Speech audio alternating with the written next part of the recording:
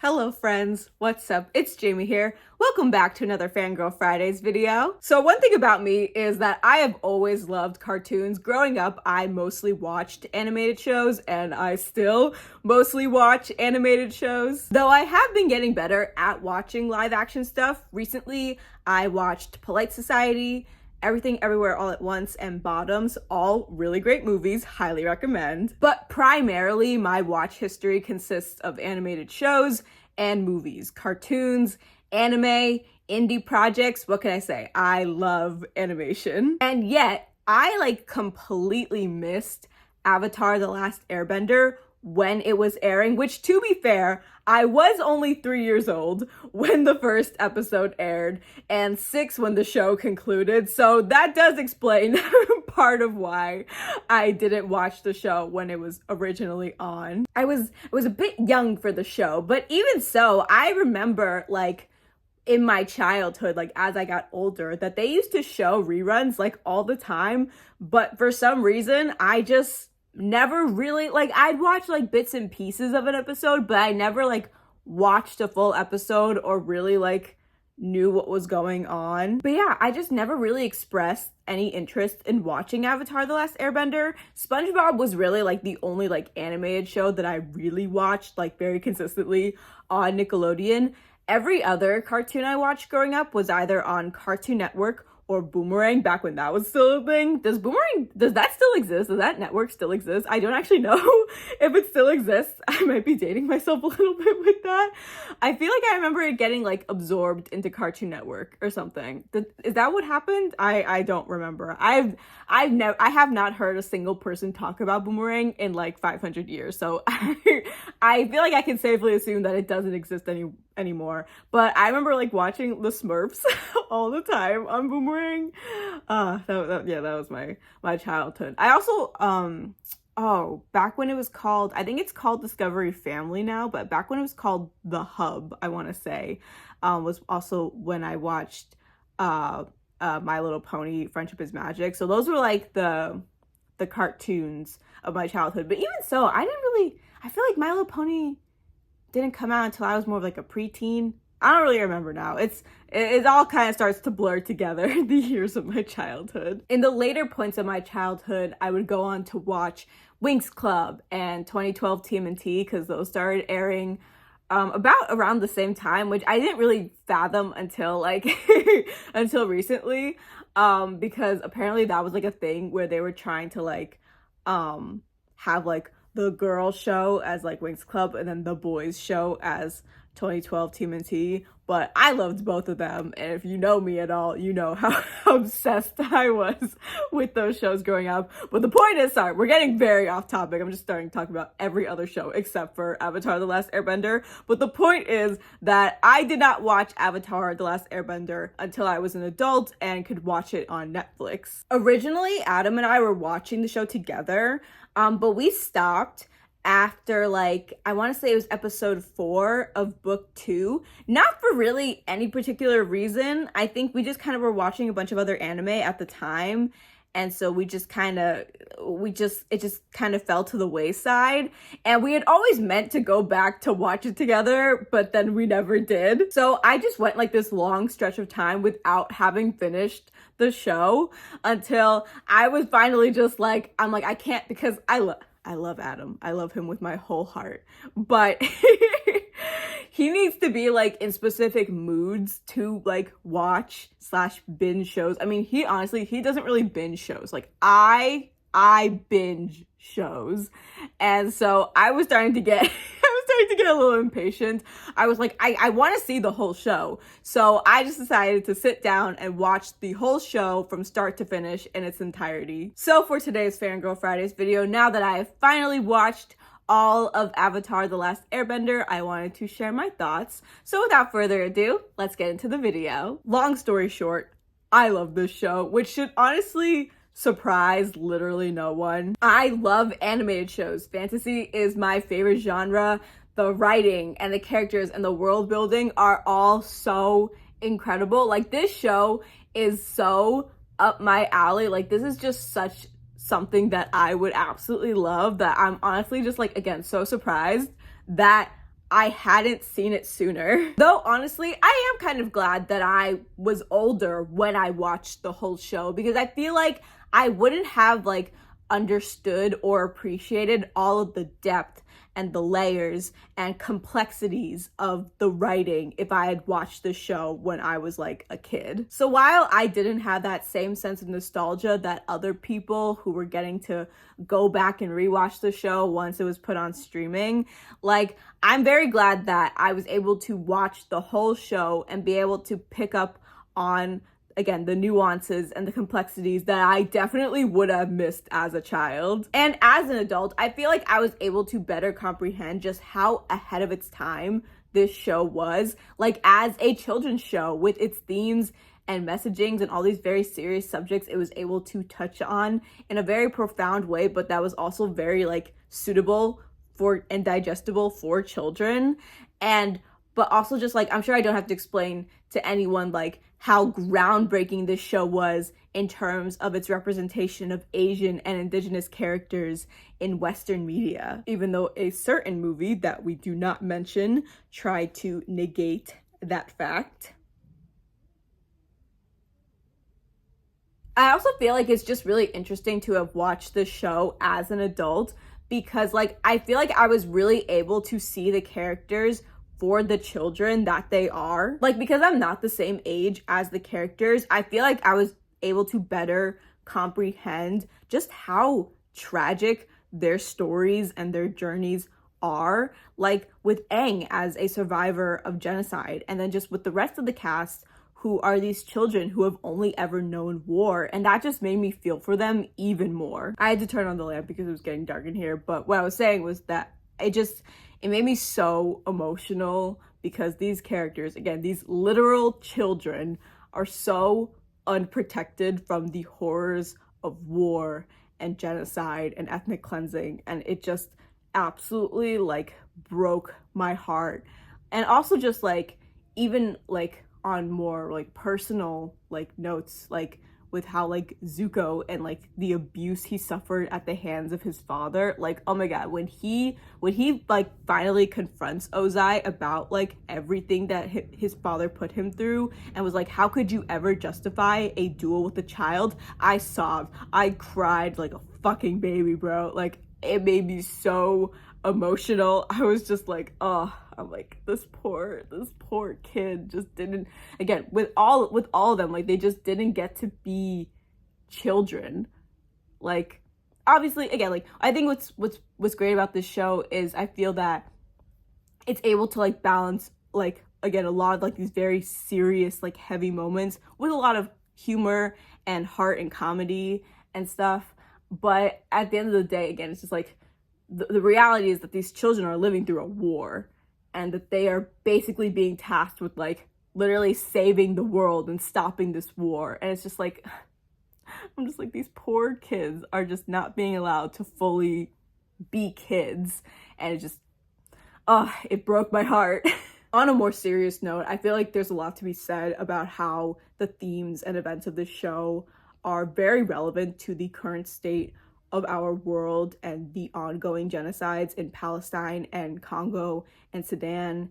And it's just like yes, it's obviously like, this is a fictional show, but there are real, like, you can draw real parallels and comparisons to the very current and real atrocities that are occurring in our world right now, like literally right now, and how like the genocide of like the air nomads, and just like the way that the Fire Nation functions.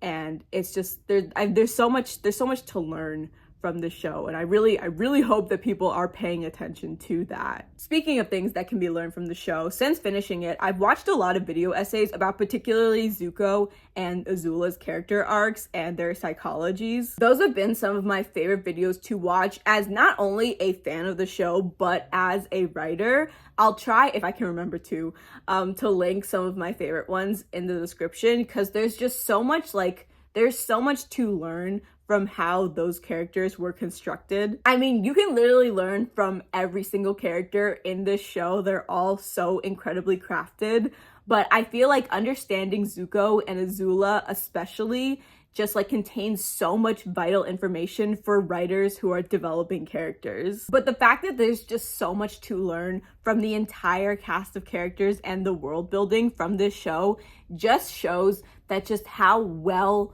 thought out and well executed and well crafted this show is. Like, it's just incredible, man. Like, I don't know what else to say. Since I feel like most of the praise for this show has already been said like 100 million times by a million other people, I just wanted to share some of my personal favorites in regards to this show. Starting with my favorite episode. My favorite episode from Avatar: The Last Airbender is tied between the Southern Raiders and the Boiling Rock Part 2. The Southern Raiders was such a great episode for Katara and Zuko's arcs. I'm so happy that Katara was able to get that closure for her mother's death and also to properly reconcile with Zuko. I love that he had, I mean, that's just like a bigger thing with Zuko's whole arc, is that he really had to earn his redemption. He had to earn that trust and forgiveness. But I loved the payoff, man. And as a bitch who does not forgive easily, I thought that it was really cool of them to show that not everyone is deserving of forgiveness just because they regret their actions, and that you don't necessarily need to forgive someone in order to move on from a situation. I thought that that was really cool of them. I love the Boiling Rock because I absolutely adore the Zuko Sokka team up. I love them together. I absolutely love their scenes together. I also love this episode because Mai delivers the fucking coldest line in Avatar: The Last Airbender and possibly television history, in my opinion. Like, oh my gosh, like she really did the damn thing. Like oh my gosh, she was so iconic for that. They knew what they were doing with that fucking line. That went so hard. Oh my god. And I also just love a prison break. I really like that episode. Based on my favorite episodes, you can probably guess what my favorite season of the show is, and it is indeed Book 3. I just loved getting to see everything come to fruition with Zuko's redemption arc and everything with the Fire Nation and Ozai. Like, it was just, it's just so incredible to witness. Book 3 also has some of my favorite fights in the show, like the Boiling Rock fight with Zuko and Sokka and Azula and then Ty Lee and Mai. Like, I just love that whole sequence. It was so fucking cool. Again, what can I say? I love a prison break. And of course, obviously, the final Agni Kai. Like, come on. Like, of course I love that shit.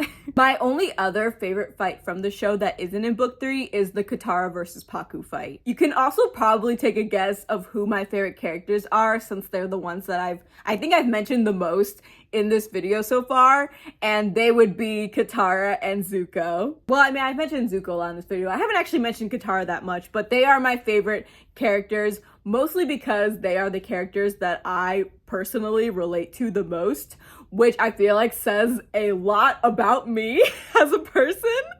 I felt very seen by their character arcs, and no, I will not be explaining further. And then finally, to round out this favorite section, my favorite ships in the show are Katara and Aang, and then Sokka and Suki. Katang, oh my gosh, in the show, but also like the comics and the books, they really bring out my cuteness aggression. Like, I get like so like, I love them so much.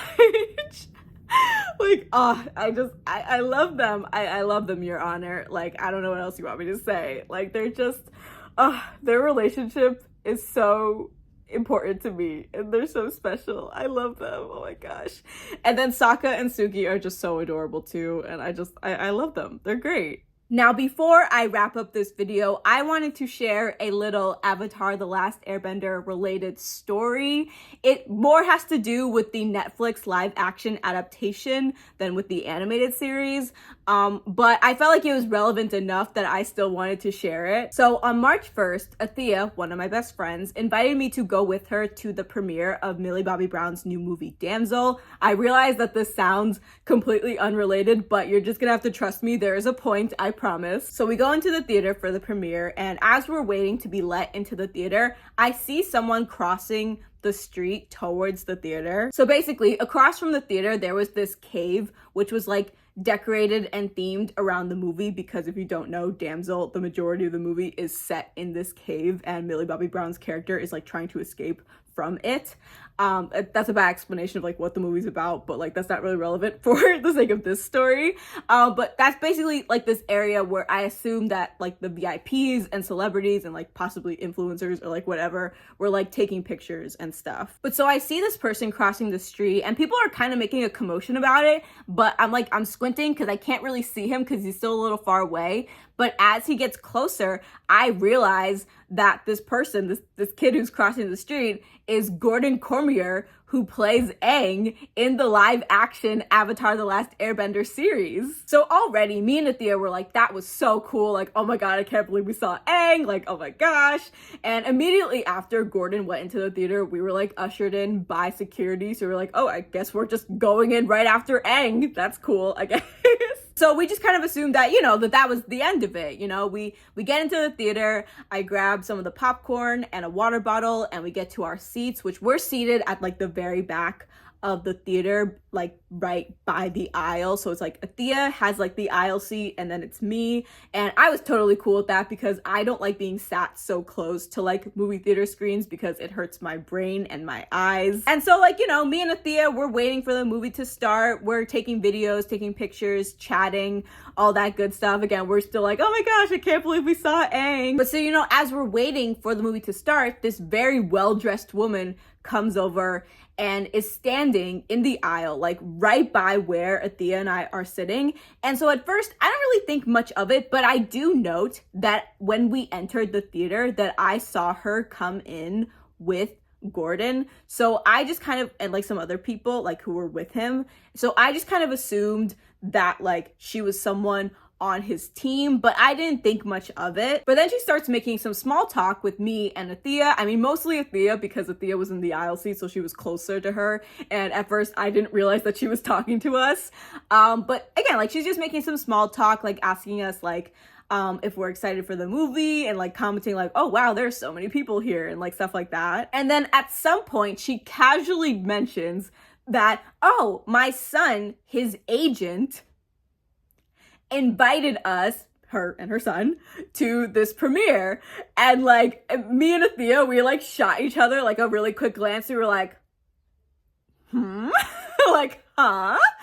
Which she then follows up with like, are you guys, like, do you know, are you familiar with Avatar: The Last Airbender? Which is really funny because one, it's like one of the biggest shows in the world, like, but also we're just like huge nerds, which obviously she wouldn't know that, but like me and Athea, we're huge nerds, so it's like, of course we know what Avatar: The Last Airbender is. And then she immediately is like, oh yeah, like Gordon Cormier, who plays Aang, that's my son.